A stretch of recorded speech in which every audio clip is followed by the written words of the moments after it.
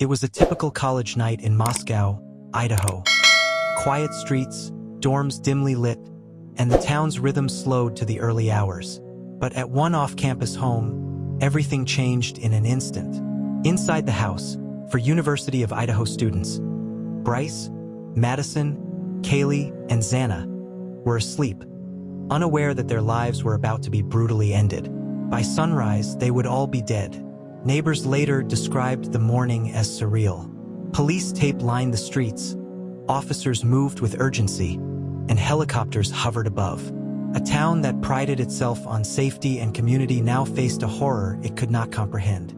Investigators discovered that each victim had been stabbed while sleeping. The scene offered few clues, no sign of forced entry, no immediately identifiable suspect, just questions that would haunt families, classmates, and law enforcement for weeks. Social media erupted. Students, friends, and strangers speculated endlessly. Was this a random act of violence, a targeted attack, or the work of someone they knew? Fear rippled through the town, altering routines and shaking a sense of security that had been assumed. Law enforcement initially released few details, citing the sensitivity of the investigation. But one fact spread quickly. The murders appeared deliberate and methodical. Every move suggested a careful plan. This wasn't a crime of passion or opportunity.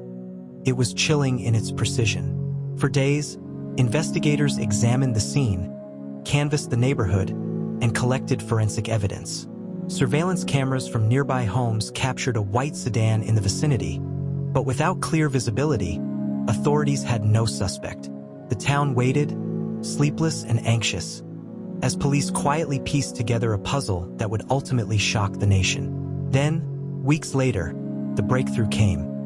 A suspect emerged, someone whose background in criminal studies made the story even more unsettling. Bryan Kohberger, a graduate student in criminology, became the focus of investigators after forensic evidence, digital footprints, and behavioral analysis connected him to the scene. The arrest of Kohberger would later ignite national attention, debate, and controversy.